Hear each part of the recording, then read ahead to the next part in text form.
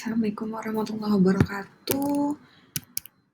Baik, di video kali ini saya akan memberikan materi mengenai pembiayaan dan akses modal untuk pelaku kreatif di kebijakan pariwisata dan ekonomi kreatif ini.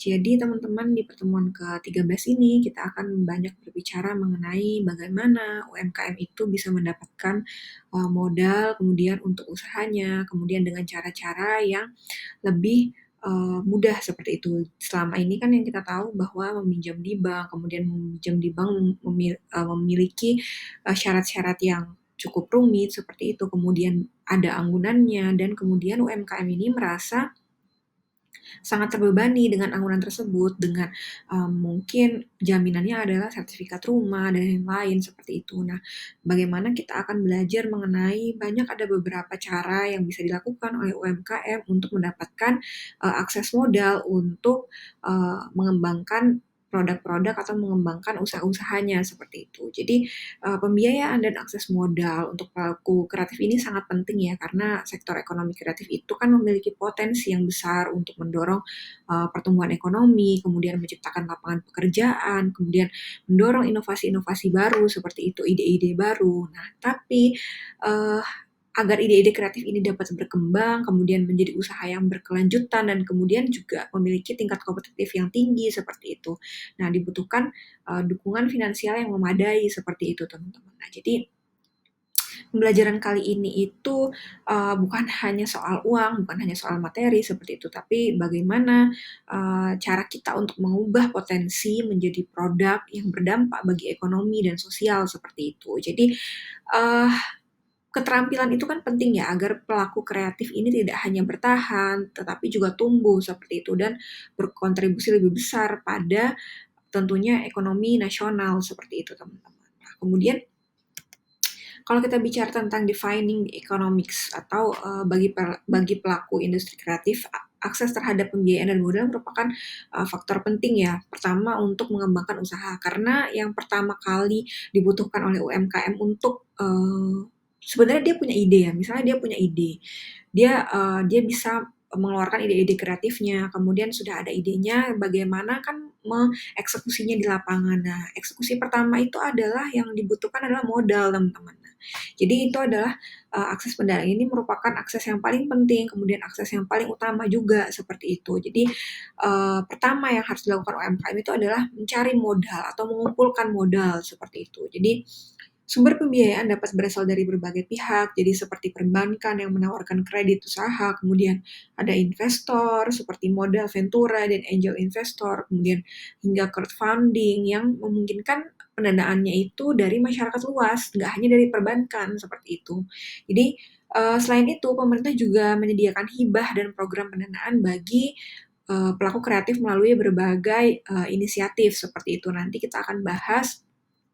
Nah, kemudian di sini ada skema pendanaan. Jadi kalau kita lihat skema pendanaan untuk pelaku kreatif ini kan ada 4 ya. Kalau saya bedah satu-satu gitu. Jadi yang pertama itu ada crowdfunding, kemudian ada ventura capital, kemudian ada peran perbankan, dan teman-teman pasti sudah banyak dengar ya terkait kredit usaha rakyat atau KUR seperti itu. Nah, nanti di sini kita akan bahas satu-satu mengenai bagaimana crowdfunding itu, kemudian ventura capital, kemudian peran perbankan, kemudian ada KUR. Nah, di situ nanti kita lihat beberapa ada yang memiliki kelebihan, kemudian ada yang memiliki kekurangan juga seperti itu.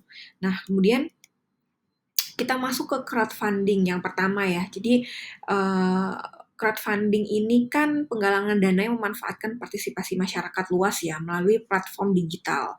Jadi crowdfunding ini tidak hanya menyediakan modal tetap, tidak hanya menyediakan modal, tetapi juga membangun komunitas pendukung yang loyal seperti itu. Nah, ini saya ambil dari penelitian di jurnal seperti itu. Nah, ada 3 jenis crowdfunding seperti itu. Nah, crowdfunding sendiri ini kan adalah penggalangan dana ya, penggalangan dana dari sejumlah orang seperti itu. Nah, biasanya melalui platform online atau daring ya seperti itu. Jadi untuk membiayai suatu produk, proyek, kemudian usaha atau kegiatan sosial tertentu seperti itu. Nah, pendekatan ini memungkinkan individu atau kelompok ya teman-teman untuk memperoleh modal tanpa harus bergantung pada lembaga konvensional, misalnya seperti bank, kemudian investor besar seperti itu. Nah, ada 3 jenis utama crowdfunding itu. Yang pertama reward based atau pendukung memberikan dana dan mendapatkan imbalan berupa produk atau layanan eksklusif. Contohnya misal kitabisa.com digunakan oleh proyek seni wayang hip hop untuk mengumpulkan uang atau modal sebesar 250 juta di mana kontributor menerima tiket pertunjukan atau merchandise terbatas seperti itu. Nah, kemudian uh, jenis yang kedua adalah equity base atau investor mendapatkan saham atau kepemilikan sebagian dalam bisnis seperti itu. Jadi aksi kita contohnya ya adalah platform yang memfasilitasi pendanaan berbasis ekuitas untuk usaha kreatif seperti startup teknologi. Jadi equity base ini diberikan modal tapi sahamnya itu berapa ada yang di kepemilikannya diganti seperti itu ke pemberi saham seperti itu teman-teman. Nah, kemudian yang terakhir adalah donation base. Jadi dana yang dikumpulkan untuk apa? Tujuannya sosial atau budaya tanpa imbalan materi seperti itu. Jadi ya murni karena memang ini untuk dana sosial, kemudian untuk memajukan beberapa budaya nasional seperti itu. Misalnya patungan.org misalnya ya, mendanai restorasi situs seni tradisional melalui sumbangan masyarakat seperti itu. Nah, ini kan salah satu bentuk kontribusi masyarakat ya, kontribusi masyarakat dalam apa? Dalam melestarikan budaya-budaya nasional Indonesia dengan apa? Dengan membuat platform seperti patungan.org ini kan mereka tanpa meminta imbalan ya, imbalan uang kembali atau merchandise dan segala macam seperti itu. Jadi uangnya itu murni untuk kebutuhan mengelola budaya-budaya tradisional, situs seni tradisional seperti itu, teman-teman. Nah, kemudian kalau kita bicara mengenai tadi kan crowdfunding itu ada 3 jenisnya. Kemudian ada Ventura Capital. Ventura Capital ini adalah pendanaan dari investor profesional kepada startup yang berpotensi tinggi seperti itu. Jadi biasanya dengan imbalan kepemilikan saham seperti itu. Nah, Ventura Capital ini juga nggak hanya menyuntikkan modal, tetapi juga memberikan mentorship, akses jaringan, dan strategi ekspansi seperti itu. Jadi contohnya itu adalah Ace Ventures mendanai Sosiola atau platform kecantikan. Teman-teman mungkin udah nggak asing ya dengan Sosiola seperti itu. Dan Traveloka. Jadi Ace Ventures ini tidak hanya mendanai Sosiola tapi juga mendanai Traveloka. Jadi membantu mereka menguasai pasar digital Asia Tenggara.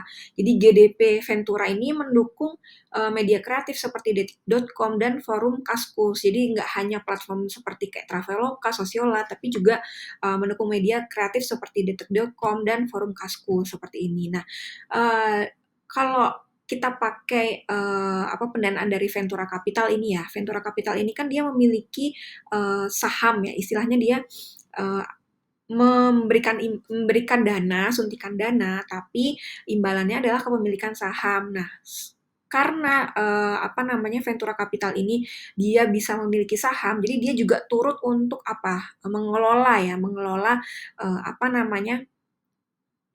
bisnis tersebut. Jadi contohnya itu memberikan mentor, kemudian akses jaringannya dipermudah, kemudian diberikan juga strategi ekspansi agar apa ya, agar bisnisnya bisa terus berkembang seperti itu teman-teman. Nah, kemudian keunggulan dari Ventura Capital ini sendiri adalah dukungan strategis untuk pertumbuhan yang cepat, tetapi imbalannya adalah kehilangan sebagian kendali bisnis. Jadi pertumbuhannya tuh cepat karena dia apa? Karena dananya juga besar ya. Dia kan bisa memberikan suntikan dana yang besar karena apa? Karena startup itu memiliki potensi yang tinggi, tapi yaitu kita akhirnya kehilangan sebagian kendali bisnis karena mereka kan memberikan suntikan dana yang besar ya, jadi mereka pengen saham juga seperti itu. Nah, kemudian akhirnya kendali bisnisnya tidak bisa dikendalikan oleh satu orang gitu teman-teman. Nah, kemudian menurut Gompers and Lerner di 2001 itu Ventura Capital ini sebenarnya cocok untuk bisnis dengan modal yang scalable dan teknologi inovatif. Nah, kalau misalnya kita bicara uh, model yang scalable ini bisnis jenis usaha ya, bisnis atau jenis usaha yang dapat tumbuh dan berkembang pesat tanpa harus meningkatkan biaya atau sumber daya secara proporsional seperti itu. Jadi artinya meskipun bisnisnya itu berkembang atau misalnya pelanggan bertambah atau penjualan itu meningkat setiap bulan, setiap beberapa bulan seperti itu, jadi penambahan modal tidak perlu penjualan yang meningkat ya, penambahan modal, tenaga kerja, atau infrastruktur itu tidak harus bertambah seperti itu.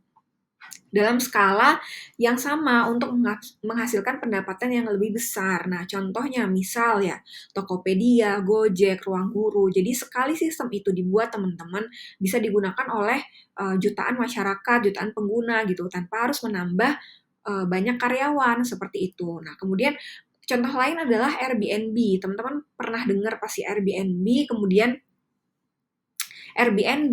ada Shopee, ada Fiverr seperti itu. Nah, di sini kan menyediakan tempat bertemunya penjual dan pembeli ya, tanpa perlu stok produk sendiri seperti itu. Jadi ya istilahnya itu kayak reseller tapi dalam bentuk startup digital seperti itu teman-teman. Nah, jadi kan dia nggak perlu mengeluarkan produk sendiri, tapi dia bisa mempertemukan antara penjual dan pembeli seperti itu dalam satu platform. Kemudian dan itu bisa menguntungkan kedua belah pihak juga seperti itu. Nah, kemudian seperti misal contoh lain adalah franchise. Misal kayak teman-teman pasti lihat pernah ya tahu kalau misalkan franchise mie gacoan, kemudian franchise Ricis dan yang lain. Nah, sistemnya itu kan ketika mereka sudah punya ya merek ya, sistem dan mereknya itu udah siap, jadi tinggal direplikasi oleh mitranya seperti itu. Nah, kemudian direplikasi itu bisa di tempatnya atau mungkin desain tempat seperti itu. Nah, tapi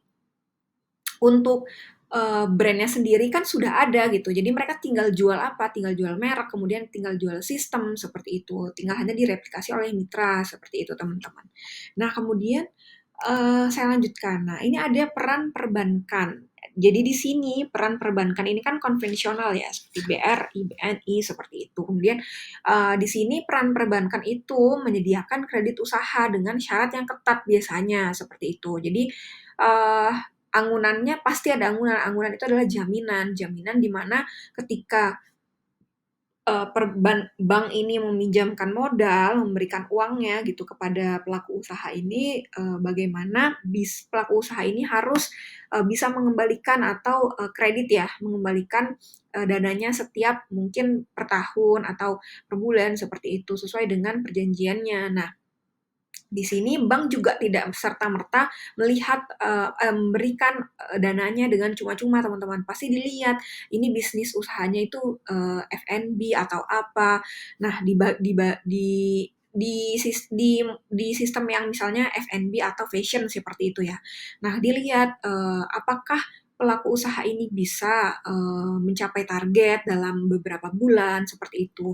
Nah, ini biasanya syaratnya ketat ya. Kemudian 70% pelaku kreatif kesulitan memenuhi syarat anggunan karena syaratnya itu banyak, kemudian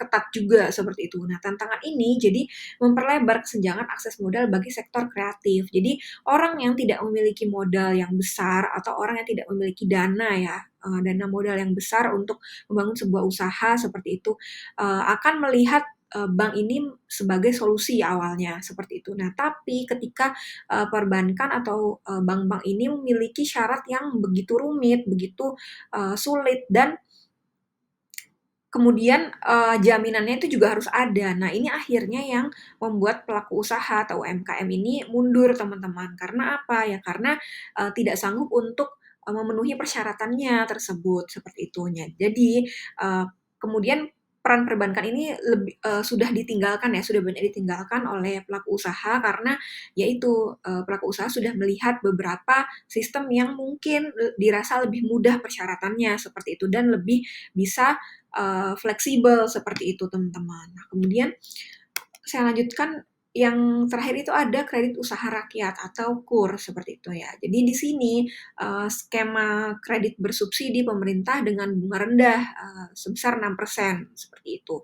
Bunganya itu lebih rendah daripada bunga dari bank seperti itu. Nah, kemudian syaratnya memiliki apa? Pertama NPWP seperti itu. Nah, kemudian proposal bisnis jelas dan usaha yang berorientasi pada profit seperti itu. Nah, KUR telah mendanai 4,2 juta UMKM di Indonesia dengan penyerapan tertinggi di sektor kerajinan dan kuliner seperti itu. Nah, kemudian kelemahannya apa sih dari KUR ini gitu? Jadi kelemahannya adalah birokrasi pengajuan yang rumit dan keterbatasan kuota seperti itu. Jadi nggak semua UMKM tuh akhirnya bisa pakai KUR karena ada kuotanya seperti itu. Nah, kemudian contoh suksesnya adalah Batik Trusmi Cirebon ya, dari Cirebon yang memperoleh KUR sebesar 500 juta untuk beli mesin batik modern seperti itu. Nah, jadi hasil penjualan mereka itu meningkat sebesar 300% dalam 2 tahun.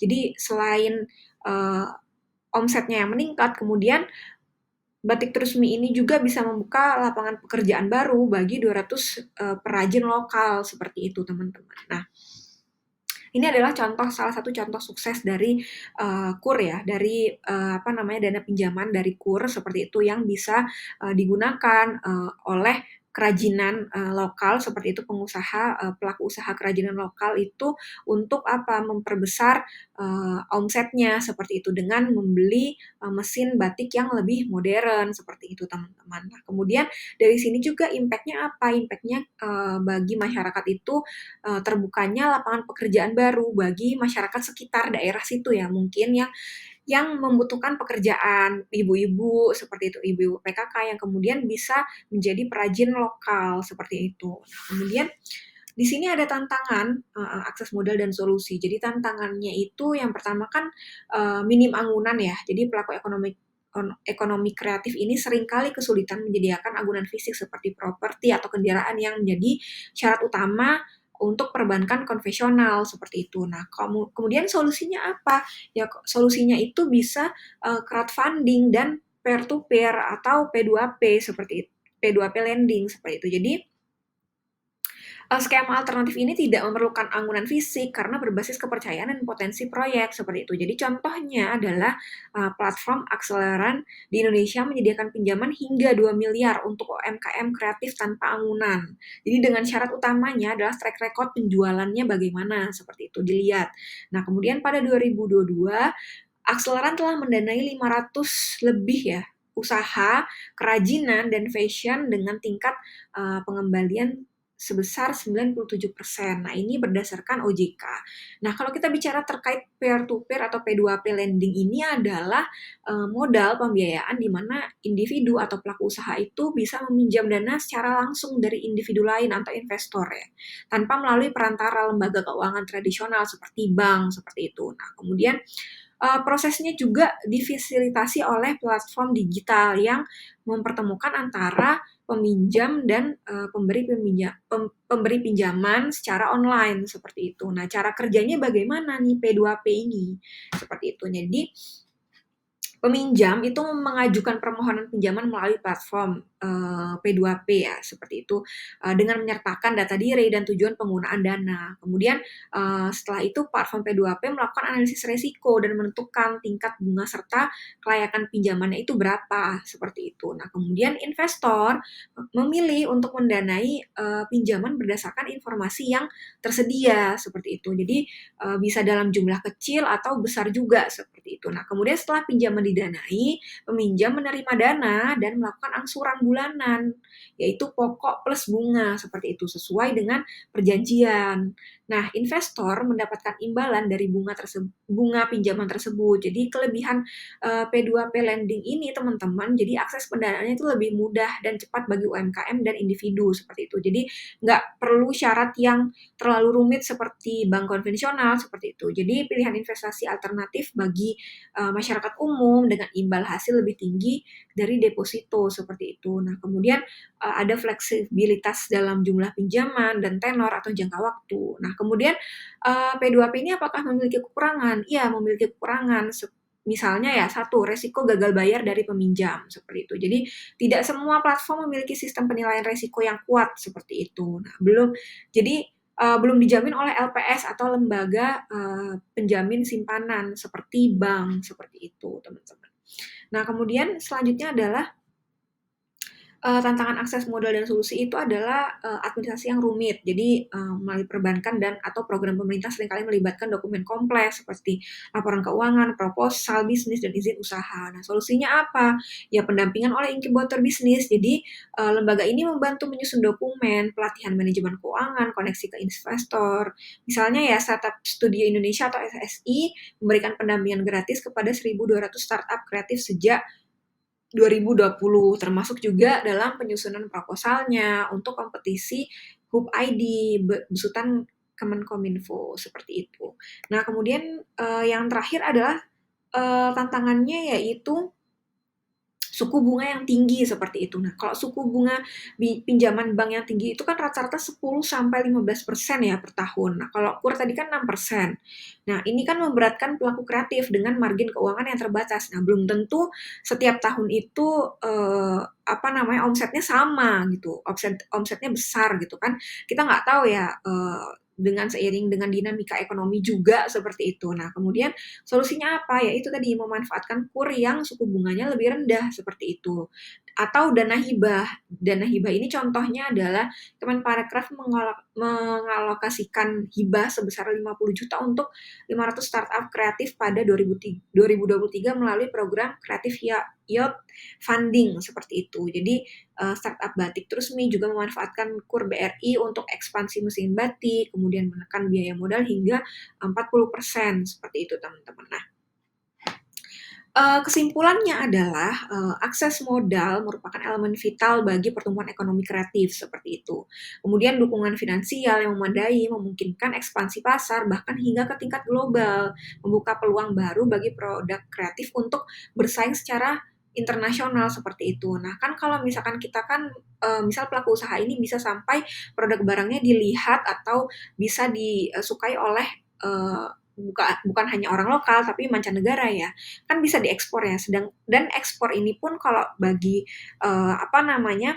pengusaha di Indonesia itu tarifnya 0% seperti itu. Jadi bagaimana caranya produk nasional, produk kita itu bisa dikenal oleh mancanegara seperti itu, yaitu dengan dukungan finansial yang memadai. Kemudian investor di sektor ini juga berkontribusi dalam menciptakan lapangan kerja yang berkelanjutan seperti itu. Nah, kayak tadi Batik Trusmi itu karena omsetnya naik sebesar 300%, akhirnya bisa membuka lapangan pekerjaan baru, lapangan pekerjaan yang lebih banyak, seperti itu. Nah, sejalan dengan tujuan pembangunan berkelanjutan atau SDGs 8 yang berfokus pada pekerjaan layak dan pertumbuhan ekonomi yang lebih baik, seperti itu, teman-teman. Nah, saya rasa untuk materi di pertemuan ke-13 ini teman-teman sudah bisa memahami ya bagaimana pembiayaan, kemudian akses modal yang bisa digunakan oleh pelaku UMKM, pelaku usaha, tidak hanya mengandalkan perbankan, seperti itu, teman-teman. Jadi saya rasa teman-teman sudah paham mengenai materi kita di pertemuan ke-13 ini. Semoga bisa bermanfaat. Assalamualaikum warahmatullahi wabarakatuh.